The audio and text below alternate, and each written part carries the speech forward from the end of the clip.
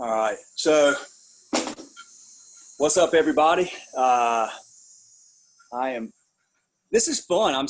I'm really enjoying these Zoom sessions. So I finally get to see y'all when I talk to you. Sean Scott is here with me, and he's at Known Coffee and a new place he started in Winston-Salem, North Carolina. He and his family moved up from Miami area earlier this year. He had been with Subculture Coffee. It was an owner there for a long time, did very well there, and they moved to Winston-Salem, and he's got Known Coffee going. Cool shirt. I'll dig it. But it's so fun to actually be able to see y'all while we're talking, man. This is so much better than doing it over the phone. I appreciate this. Sure thing. Well, so is it you guys are all, I feel like you're going hard on the podcast now, Zoom meetings. I love it, man. Just trying to stay connected, huh? Trying to stay connected and trying to really put out content that's useful and helpful and educational and inspiring for, people in this industry, especially right now. So the Zoom is, I'm doing Zoom meetings with people that I've spoken to on the podcast that I know have something that I think is very timely and meaningful to say, or have an attitude that really inspires me, or a philosophy. And you're one of those guys and guys and gals. I learned something from everybody. We've had a couple hundred episodes on the podcast. We learned something from all of them. And there's, a select number where hopefully I'm doing a good job of sort of isolating content that's really timely and really useful right now. And plus I'm just doing people I just like hanging out with, man. Oh, by the way, I poured a coffee right before we came out here. So cheers. Perfect. I didn't show up to the party prepared. I figured it was appropriate. Oh, so here, you can like laugh at me if you want to and stuff, because I know we've talked about coffee trends before and all that stuff. But one of my sort of like personal Mount Rushmore guys is Laird Hamilton. You know who that is? Yeah. There you go. Oh, sweet, man. It's Laird is one of those guys. He's like a man's man. He is. He's always ahead of the curve, though. Like he is, but he doesn't take himself so seriously like that. Yeah. He's very, you can tell he's like always thinking about others, and he also is just like he tries new stuff all the time. And I mean, paddleboarding basically exists as a sport now because of that dude, out there fiddling around out in Hawaii. But he, it's Laird Superfood, organic Peruvian coffee with functional mushrooms. I figure if he drinks it, it's probably pretty good, but for sure. Well, so all right, man. So how's everything going in Winston-Salem? Oh man, it's been good. We've been here a little over 3 months, and it's so funny. The last time I talked to you was I think in April. I think on the phone. Mm-hmm. And I think every month it changes a little bit. This is a lot like the stock market for me right now, because it's like timing your stocks, right? You're like, okay, we bottomed out. It's time to put, go all in, move, reinvest, and we're still like in that weird, like the stock's still down there, and we don't know when it's gonna rise again. So it's been great to just kind of be in this new area, connect on a whole new level with people. I haven't had to do that in a long time, because I was in West Palm for 18 years. So it's really interesting starting a new business, connecting with the community during COVID. But what I've been able to do so far has been great. And now I'm just waiting though. Coffee, just like restaurants, bars. That a lot of bars still can't be open here. Half of what you do is community building, right? So, and we talked about that in April. That's a challenge right now. Is I'm kind of building the infrastructure for the brand, but the community aspects, the intangibles, all the programming, still can't do. So that's the challenge, right? Like that's the whole timing. I was one of those guys. I thought for sure by September we'd be pretty much in the clear. Like we'd kind of have a Yeah. new normal, but we're still kind of exactly where we were in April, May. It feels like in certain ways. So it's teaching me patience, man. It's patience. It's just patience and being confident that again, as we talked about, that how you'll come out of it, you'll be more prepared to execute better, more meaningfully. And so that's kind of where I'm at right now, still in a learning phase, a listening phase. Well, okay. What was moving day? When did y'all move up? Because when we talked, you were still In Florida, yeah. Yeah, we Florida. moved up here May 25th, I believe. Okay. Yeah. So you moved to this new town. You don't have family there, do you? Or is your brother? No. I didn't think so. Okay, so you come to this new town. And you already had the plans for this. You already had your site. When did you, as a family, when did you make the decision that you were going to move to Winston-Salem and start this new business? I'm trying to remember the time on this. It was about early February, mid-February of this year. So like 3 weeks before all hell broke loose. Yeah. Oh man, you still did it though, man. That's what I love about you. You made it happen. Well, okay. So you're there are you at Known right now? No. I'm actually in one of my garages here. Yeah, it's a little too noisy there. But yeah, so it happened, right? So I had my space picked out on 4th Street downtown, and then moved here, and I met with the landlord, and I wanted to renegotiate terms, right? I think all of us, the original terms we discussed in January, February were what I wanted to stick with, starting a new business. So we kind of renegotiated. Actually, couldn't settle on something. So I had to reshuffle the whole concept. So there's a place called Campus Gas by my house. It's right across from Wake Forest.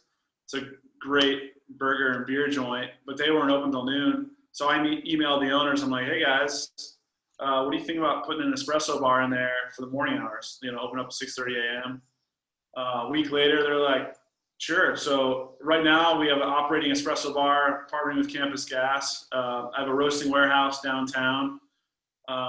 I'm kind of working on wholesale relationships right now. There's another partnership in the area that I'm working on. So it kind of moving here, my initial plan blew up. And because of COVID, I thought it'd be better to kind of partner with established brands, at least until this passes, before I get my own brick and mortar and invest real heavy capital into the startup. So it almost feels more of a soft startup in a way. But I think that can be more of an ego thing too, right? Because whenever you're as a small business guy, as food and beverage, you're always looking to have your stake, create your space.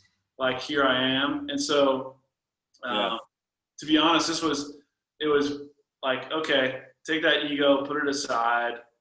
This is the reality of the situation. These are the things that are out of your control. This is a new town you're not connected in.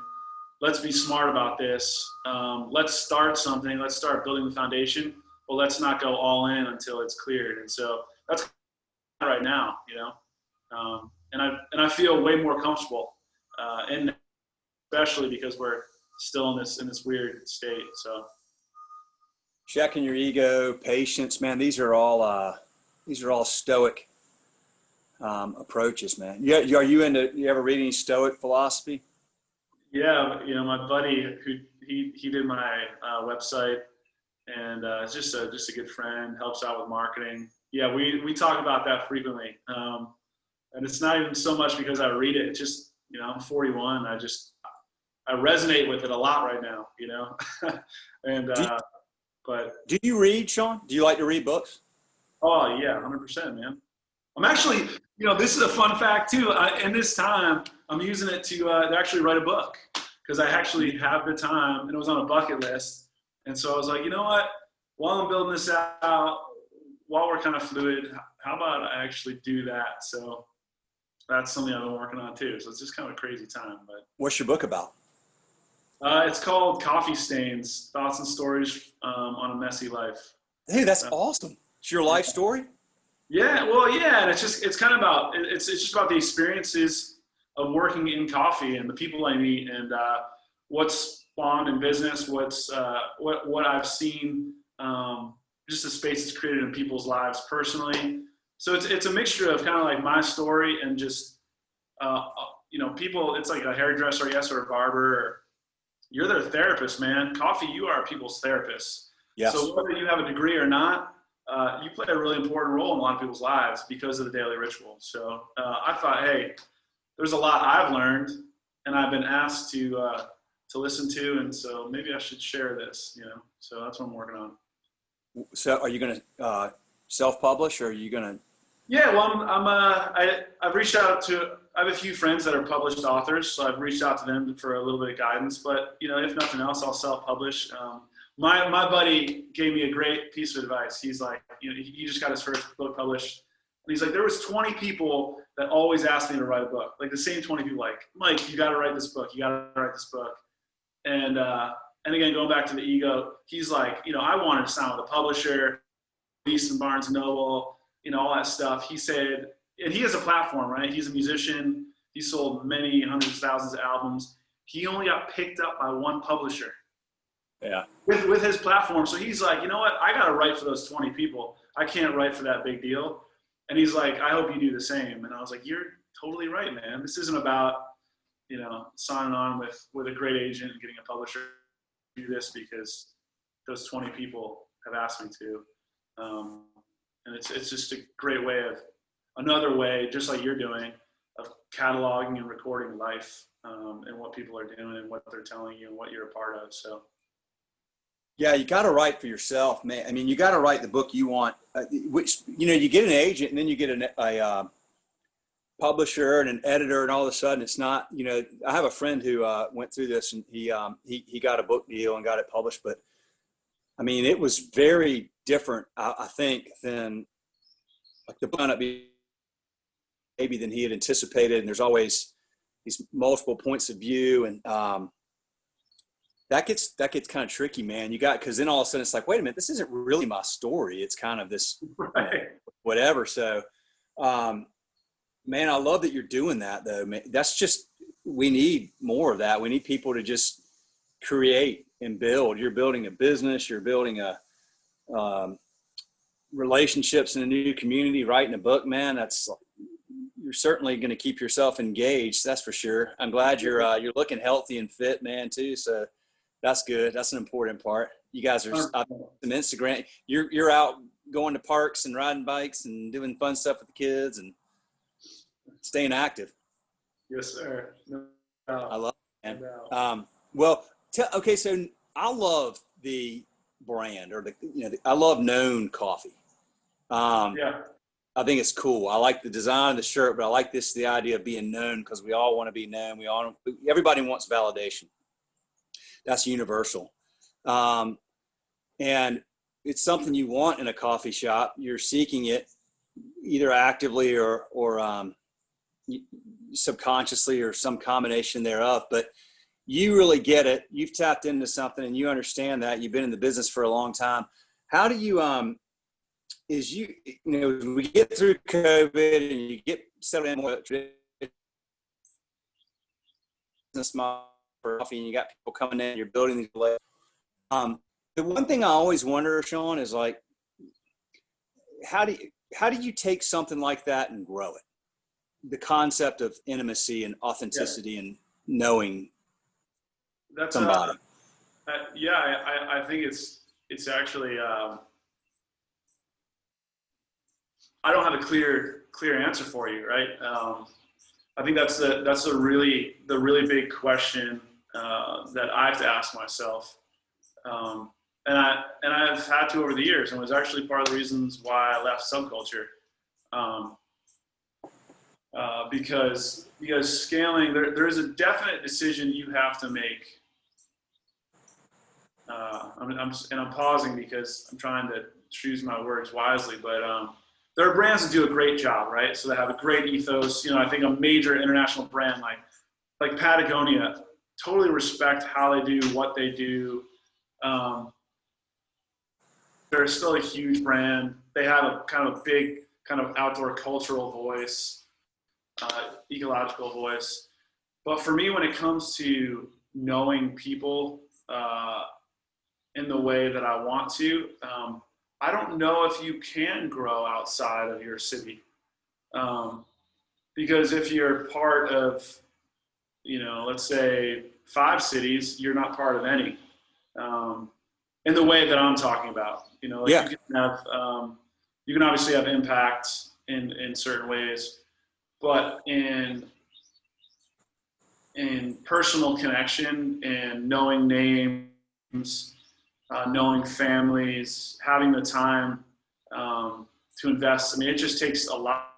You know, like that's what I found in subculture is the business was great, but the community need just in West Palm Beach was endless, and in a good way. And then people asking for help and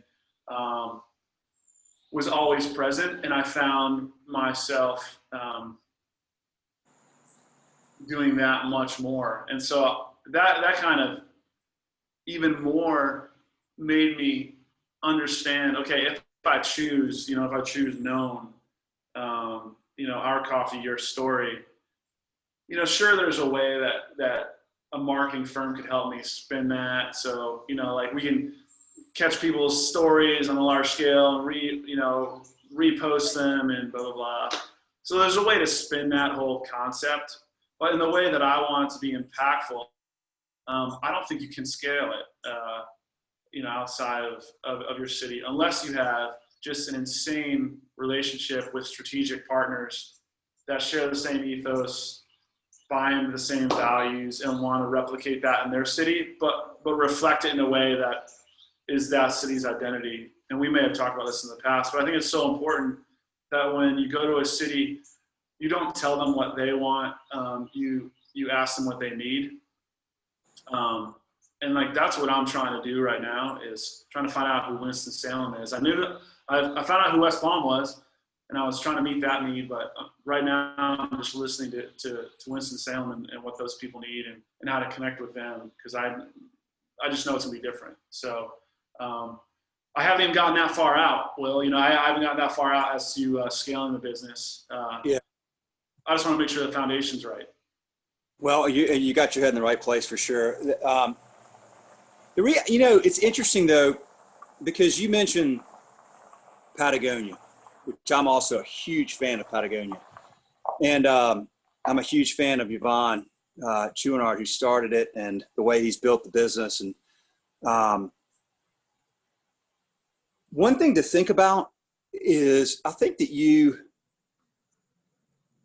I feel like they know their customers. Like, if you're building a brand that has something to say, okay, so like if you like Patagonia and you follow Patagonia, you know what they're all about. You know, they're the first company that went and did organic cotton on the shirts when it was really expensive, and Yvon was determined. They kind of put their flag in the sand. They said, this is what we believe in and this is what we stand for.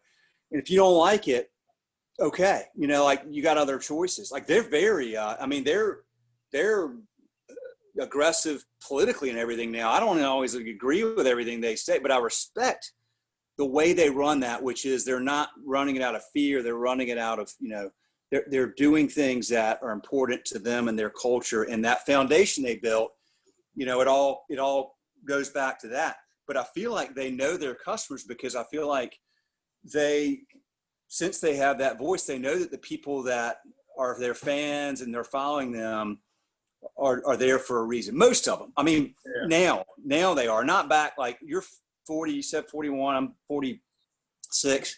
Back in the day, I mean, I remember my first Patagonia pullover in like eighth grade. Those, you know, like, it was just a thing that was cool and everybody had one.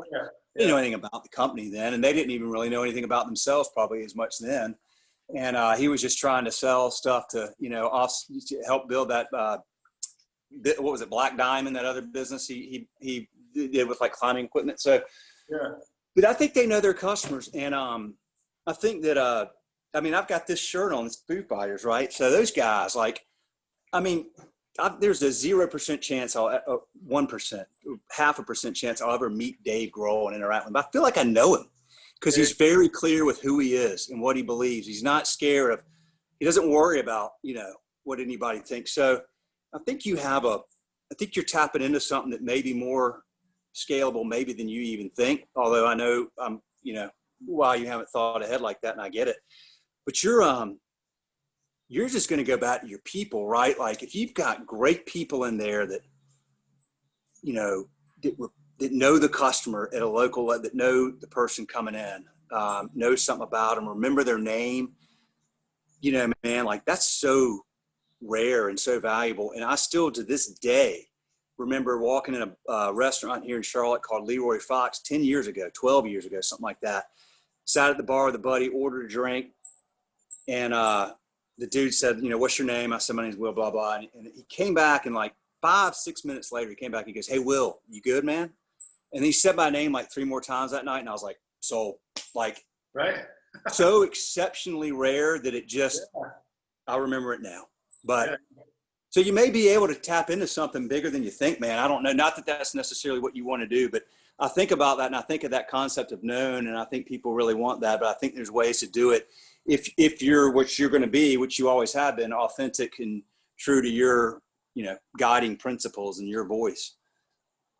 Yeah. No, I'm with you. I think that's where I'm always open to what that. I think it's easy to turn that off, right? You're like, oh, it's just not a possibility. Like I think that way, and that's I got to hold true to myself, and that's also an error, right? There's so many people that do that. They get so confident in their inner voice that they become deaf to any other ideas, and yes, true. And we're all guilty of that, right? Because that's our voice is our voice. We're with us 24 hours a day. So I just have I think it's so difficult. It's so hard right now to kind of figure out the future that I can't think scaling. It's like it's like such a small that I'm just like I'm like right here, but I need this. I need guys that are like I think you could do that, and it can be done well. So I appreciate that. Well, for sure. I'm always here for that, to talk, anytime about that stuff. Cause I just super fired up about what you're doing, have a lot of respect for what you're doing. But here I am talking about scale, and we're in the middle of this unprecedented pandemic, and you've moved to a new town, and you're just trying to get things keep things above water right now. So, well, tell me about how is it going? You got, okay, you weren't able to renegotiate your lease. So you're there. Is it a standalone building, or is it in a, tell me about your location. Yeah, campus gas is sick. It's an old gas station. You guys can look it up online, but it's still the original structure, all glass front, big overhang, lots of outdoor seating. So it's pretty COVID friendly, which is nice. So I love the feel. We're gonna put a fireplace in outside for the fall. It's on Polo Road, so it's not on a walking street. It's a heavier drive-by street, but it's in a residential neighborhood. It's pretty much the only place in the neighborhood on that strip. The guys spent 3 years kind of advocating with the residents to get this space, and that's how I ended up there. Because the first couple of weeks I drove by, I was like, man, that building is amazing. I would love to have a shop in that building. So it just spawned out of that. And when they said yes, I was like, hey, why not, man? I'll staff it. And so that's what I do. Like I staff it. It's my staff. They have their kind of operations at night, but that way I can kind of maintain quality of the brand. Because I didn't really want to start and introduce a brand by having people that didn't really know coffee handle it and serve it. So that's what I'm kind of doing right now and there's a possible project in Clemens, possibly in Charlotte too. But kind of doing a revenue share, but I staff it, I pay for cost of goods. So it's not a wholesale program. It's a little more involved in that. So that's kind of my strategy right now. But because I want the brand to be represented correctly, I want the people to represent me in the way that I want. That's what I'm really entertaining the most right now, at least through January. So there won't be any standalone knowns until the new year. That's for sure. Okay. Well, the location there in the gas station, what was the place called? Campus Gas. Campus Gas. Okay. How did you said you saw it, you drove by it a few times. I mean, you were coming from Miami, like, and you hadn't lived in Winston-Salem. How did you find a location up there? Like, did you get a broker or something? Or, I mean, how did you know where to start? Yeah. What caught my eye originally, there was this power plant called Bailey Power Plant up here. And this developer was redoing it, and it was just sick, right? You know, I think Winston's done a really good job. And North Carolina seems to have done a good job with kind of maintaining the integrity of older buildings and making them modern. So it just looked amazing. And I found it, just on LoopNet originally in like January of 19. But the space was already under contract with someone else, so I couldn't do that.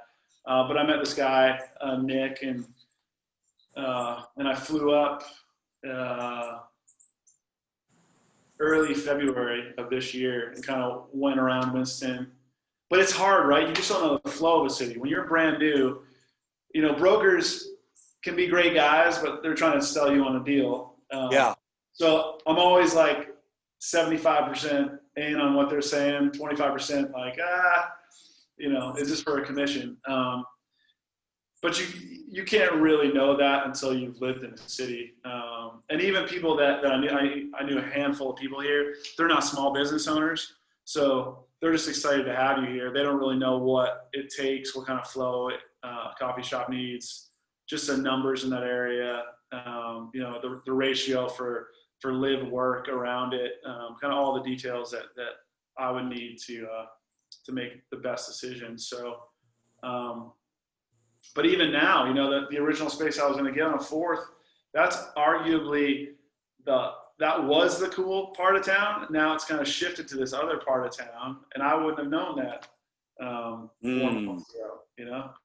I'm like, oh, it's actually good I didn't sign a lease there, because a lot of the energy is shifting in Winston. So when it reopens, I kind of want to be over here, and so that's a good part. Well, are the students there at Wake Forest? Are they back on campus? Yeah, no, they are. It's not a state school, so like the NC State, they sent their students home. UNC is like lockdown. But Wake, because it's not a public school, they're still there. They have real kind of protocol in place. Campus security met with us. Like I said, they're right across the street. They have no jurisdiction where we're at, but we want them to feel as comfortable as they can be and kind of know what they're expecting from their students and all that stuff. So, but yeah, so who knows, man? It's just been interesting. Good thing they're there at least. So the comment you made earlier about timing it's like timing the market or whatever.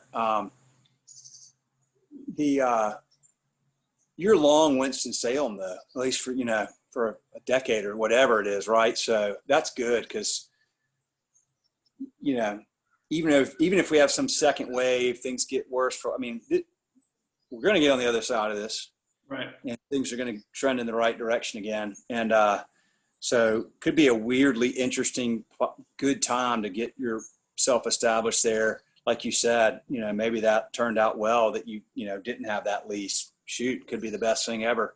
Right.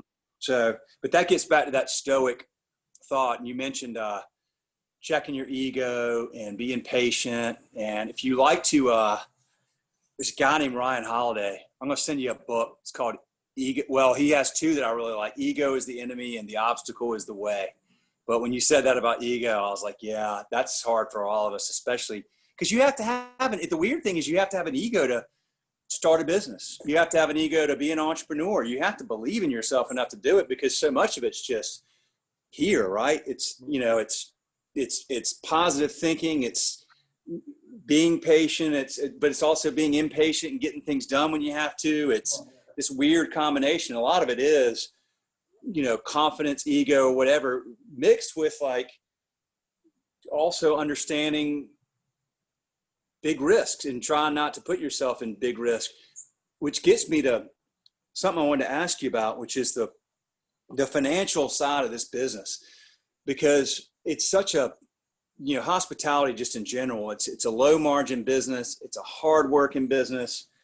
You have to really love it for sure. But then to manage the business of the business so that you personally and your family, you know, you have a business to take care of your family. Okay.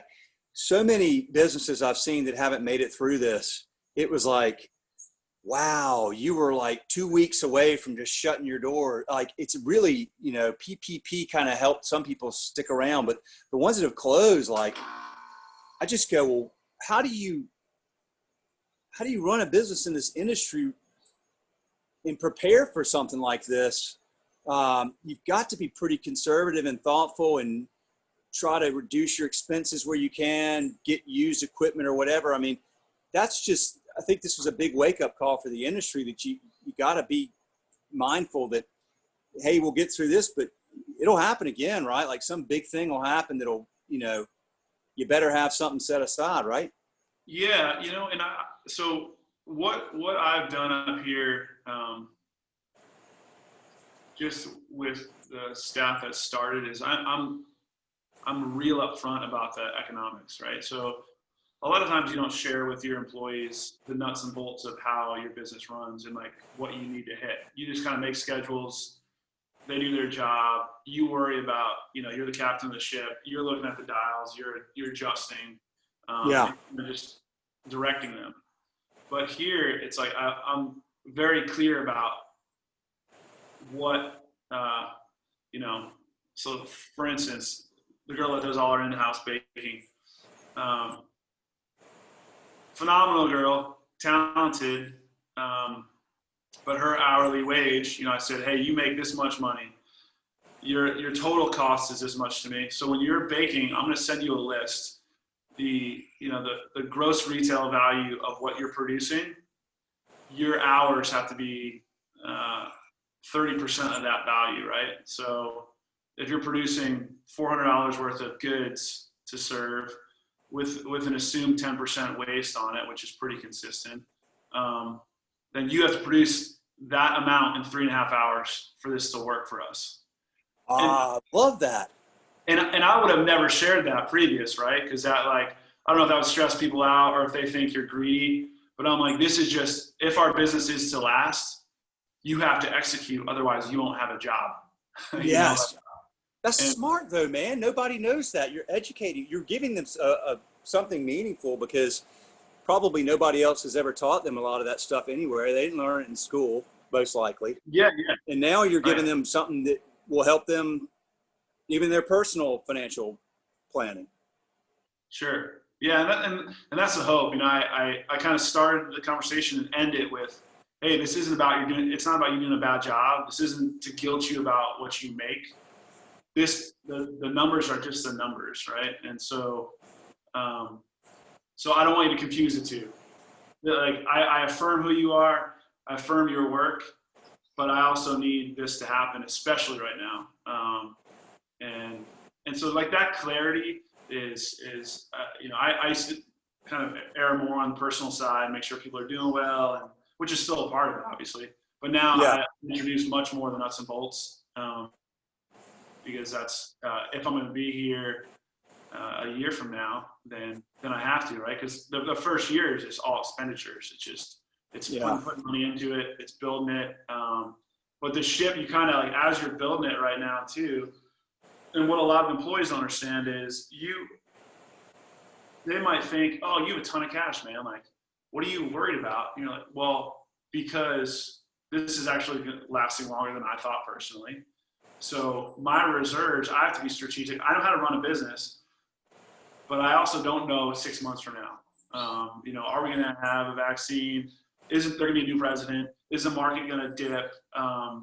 There's a lot of variables, so I can't exhaust my reserves either. So like we're in this like weird state where for the next year, it's really critical that I manage my reserves, just like I'm asking you to manage, you know, your time working. So it's kind of like a double whammy, right? And so that's where I find myself is trying to understand, instead of in a normal up market, like when you're confident, you know, you're like, I know how to execute, this is what we're going to do.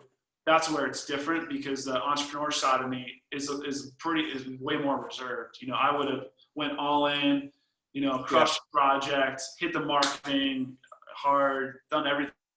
But it's like this, you know, holding the horses back right now. So you're still riding, but you're like, this isn't a quarter-mile track, you know. The tracks change, and none of the riders know what they're doing. I don't care if you own 18 businesses or you own one. I haven't talked to one guy that's got it figured out. I have not. And so I think that's where all of us are just kind of like, you know, talking to each other, and you're like hitting a pace, you know. And so that's the interesting part right now. But all that to say is just transparency is even more important to me right now, personally, professionally, and you know, and even with brokers, right? Like, this is a reality, man. I'm not going to BS you. And I think that's a great part of it, though. Like, when you have people that you can trust on different fronts. I mean, there's not a lot of people lying right now that I interact with. There's a great deal of honesty, which is refreshing. So I don't know. Who have you gotten to know? Some of the folks in the hospitality industry there, or did you already know some? No, you know, I didn't really know any, but I've started that whole process. So it's been fun, you know, getting to know those guys. But it's like meeting it's like meeting a girl when she first rolls out of bed the first time, instead of, you know, meeting her for the first date when she's all made up. You know, like, we're getting to see the kind of ugly sides of each other when we're making introductions, right? It's like, hey man, how you doing? That's hilarious. You know, so but that's been cool too. You know, it strips away the ego. There's just not a lot of ego right now, and the guys that are, no one really has time for, because you're like, man, that's just not the reality. So I've also seen an increase. You know, I'm a new guy, but the cooperation that's been extended is, I don't know if that's North Carolina or if that's COVID, but there's been a lot of cooperation, like, hey, like, let's do this together. And so it's been, you know, that's been cool. I think it's an interesting question. Is it North Carolina or is it COVID? Like everything, it's probably some of both, but there is a lot of collaboration and teamwork in most of North Carolina restaurant communities, from what I've seen. Raleigh, Durham has it, and maybe more so than anywhere else I've ever seen. But I think Winston-Salem, Greensboro, High Point, Asheville, all that. Charlotte's the one place, which is where I'm from. Charlotte's not quite as Charlotte's more kind of businessy, like, because it's it's a banking town. Everybody's in finance and business, and restaurant owners are, you know, a lot of them own restaurants more because it's an investment. It's one of the things they do, all that kind of stuff. So there's not as much, a lot of pressure here and blah, blah, blah. Although it's changing. I mean, Johnson & Wales has changed, so our culinary scene's gotten a lot better, but it doesn't have that hometown feel that you get in pretty much the rest of North Carolina. I mean, North Carolina has a lot of big, small towns, right? Like big city, small town feel. Yeah. Winston's a great place, man. You're in a really good place. You'll find a lot of good people there for sure. And COVID certainly, I'm sure, has only enhanced that. So here we are. We're moving into the fall. Students are back. Man, it's really weird right now. What is the? It changes so often. I quit keeping up, Sean. Like, what are the capacity issues right now is it inside, outside? How does that work right now? Yeah, I mean, technically it's, you don't go by number of people inside per se. We just have very few seats inside, and they're spaced apart. So, I think it's 50% of occupancy. Yeah. But most people sit outside anyway. We have 6 tables and 4 other tables out. Like, we have seating 6 at a time for about 42 outside, and it's like COVID friendly, right? Because they say no more than groups of 6 feet apart. But there's no cap on outdoor seating, so utilizing that quite a bit right now. I don't know if you saw, but we're doing a thing starting Saturdays. It's like the Premier League. All those games are on at 7:30 a.m. and 10 a.m. So I'm doing short stacks in soccer. It's called, it's pancakes in soccer Saturday mornings. So like a lot of people will be like, "What do you mean you're gonna have a bunch of people there watching soccer?" But we have the ability to do that there. Nice. and still maintain distance. So that's what we're trying to do. Work within those parameters and make people feel comfortable. Can you cover it? Like in the winter time, it's going to get cold and all that kind of stuff. Are they giving you all permission to somehow cover these outdoor spaces, or? Yeah, I mean, we definitely can if we need. So that'll be interesting. I guess we'll see. I haven't been in the cold up here. I don't know how it changes business. So, but I do know that they had that last year, and a lot of businesses did that. They had those kind of covered areas with space heaters. So we'll see. Yeah, it's really interesting because you almost, like, I'm sitting here thinking like, man, somebody ought to just like, take a parking lot and put a big tent up in there and just, But to your point, North Carolina in general has done a good job with trying to repurpose and reuse historic buildings. And I'm really interested in what's going to happen with commercial real estate with all this. It's just, what do you think about that? Yeah, well, that's what I'm hearing from quite a few people that are in that industry is, we're not going to see the macro impact of this, like the long-term impact. That won't shake out for another 12 to 24 months. This type of stuff. Like, we've only seen the very beginning of the immediate impact.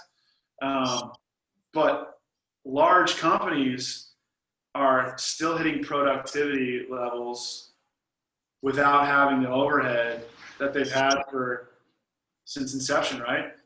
So there's a lot of discussion about maintaining that and changing the way businesses work. And that, again, West Palm had this incredible focus on Class A workspace for years, building it, huge buildings. And this very prominent guy there is like, we're going to have just a ton of empty, expensive office buildings for a long time. And a lot of them just got completed, in the past 2 years. So, and you can't change those floors into retail. So do you change them into condos? And obviously some companies will always have offices, right? I'm not saying the whole industry's changed, but even a 25% swing in retail space, that's dramatic. It doesn't matter what industry you're in. So that's gonna be fascinating. I think that how we work is gonna be forever changed because we have that ability. And people even ask, okay, so is food and beverage, are people gonna just not really have the desire or need for that in their lives? And I disagree on that point. So like, we will fundamentally as humans, as addicted as we are to the digital world and all things, we cannot reprogram like our innate needs for connection. Agreed. So I think there's a lot of things. Our spending habits can change. Like, we can want our shoes in 3 days from Amazon, but you can't buy connection. You just can't. Tinder speeds up the connection, but it allows you to burn through relationships quicker, so you can get to one that you actually value more. You know what I'm saying? So the end result is still the same. The process might be different, but connection is still going to happen. And so that's why I think coffee in particular, because it's such a, that focus, that's such a part of why people do it. I think it'll come back, but again, that could be confirmation bias too. Well, first of all, we're all guilty of confirmation bias, more than we know. Knowing what confirmation bias is a good start. And knowing that how hardwired we are for that. But I'm with you. And I've thought about this a lot, but throughout history, as long as we've been here, we've wanted to be together. We were in, however, whatever, tribes and small communities, and people have always, and some version of hospitality has been around forever, right? I mean, even freaking Game of Thrones, like they were out in the, they stop and go in this pub and, it's like, that's what we want. We want to be around people. Some of us want to be around and engage. Some of us, like me, a lot of times, I just go sit in a coffee shop and work. I don't talk to a single person other than the barista or whatever.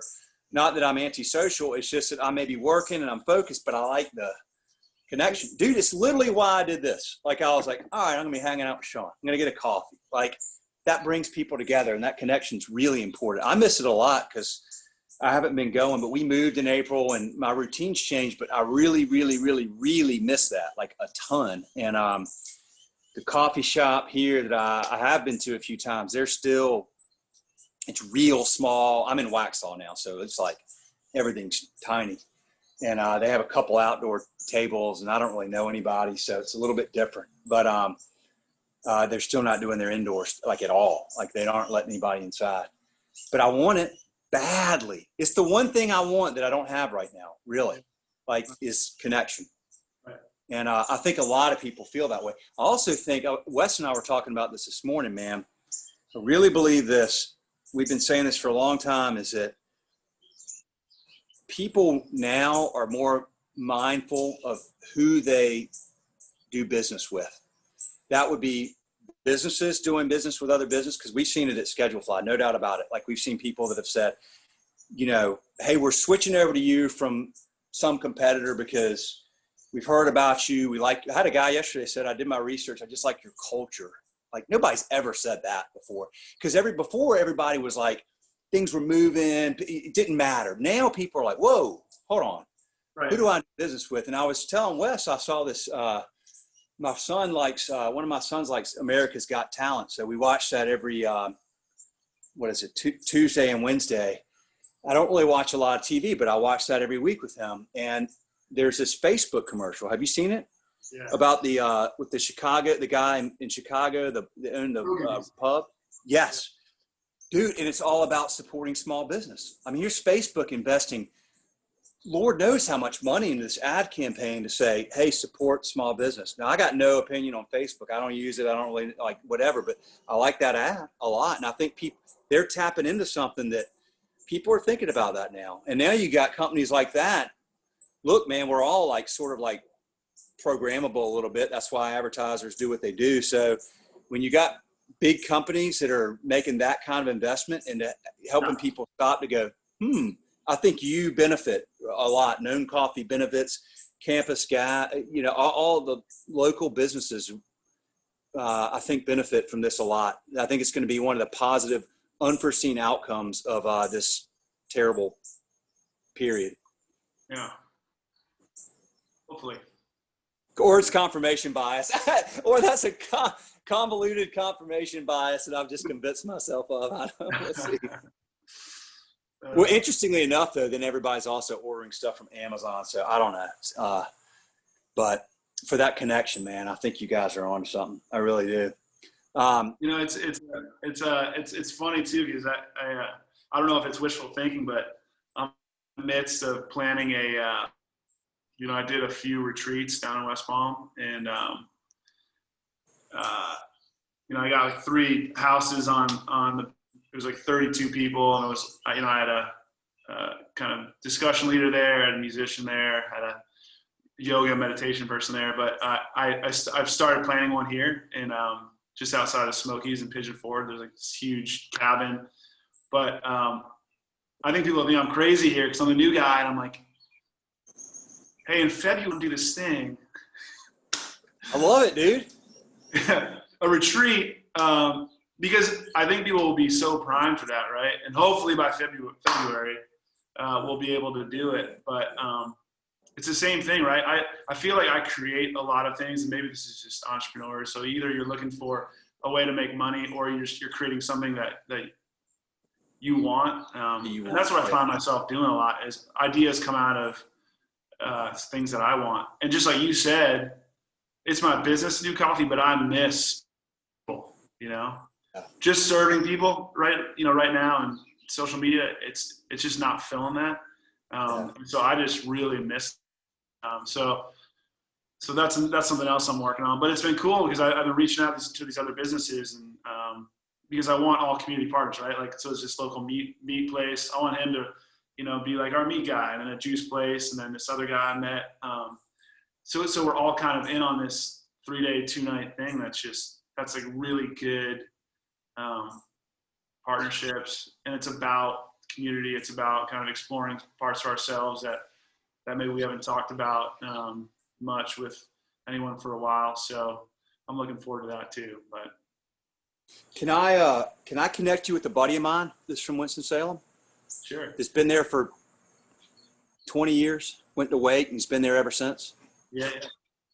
I'll do that. Jay Ward's his name. Really good guy. Very good guy. High school friend of mine. And he's pretty plugged in there. So he may, he just may have some other business owners that may be good, for you to connect with or whatever. But I'll get you guys connected sometime here. What's up, Elvis? My dog's out here. Come here, Elvis. Come here. This is one of our dogs. That's Elvis. We got adopted dogs. We don't really know what he is, but there you go. All right, buddy. Love you. Love it. Look, man, I'm going to let you roll, but I enjoyed this a ton, as I always do, every time we catch up. And I can't wait to hear more about your book. Do you have a time frame for that, or are you just kind of? Really by the end of the year. Yeah. Okay. So I have a lot written, but it's just not organized and refined. So I'm heading up to Alaska next week for a couple of days to visit my sister. So I'm hoping to work on that, en route, and then a little bit up there. But yeah, it was kind of a spur of the moment thing. I mean, flights are so cheap right now. I can fly up to Alaska for $280. Like, are you taking Alaska Air? No, American Airlines out of Greensboro. It's out of Greensboro. It's like right here. Like $280 to go to Alaska. I was like, I'm in. So that's awesome. I've never been, but yeah. So I'll be working on it there. Where are you going in Alaska? She lives just outside of Anchorage. She lives in outside of that. This is your sister, you said? Yeah, she just moved there about 6 weeks ago. From where? She was in just outside of New York City. Man, y'all are Rolling Stone grows no moss, man. You guys freaking golly. Hey, I'm going to move from Miami to Winston-Salem. Oh, really? Well, I'm going to Alaska. I got you. That's hilarious, man. Well, good luck with that. Have fun. Good luck with the book. If you ever, dude, I got to tell you, we did those Restaurant Owners Uncorked books. It was so easy to self-publish those suckers. Yeah. And stick them up there, and they're print and ship on demand, no inventory, like very cool. Awesome. Good process. Well, look, man, I'm going to let you roll. I appreciate it. I want to let me know how I can buy one of those shirts from you, man, because that thing is sweet. I'm going to wear a Known Coffee shirt around here for sure. So I want to get connected with one of those. All right, Sean. Appreciate it very much, man, as always. Absolutely. It's been a pleasure, man. All right. We'll see you. All right. Talk to you. All right. Bye. Let's see.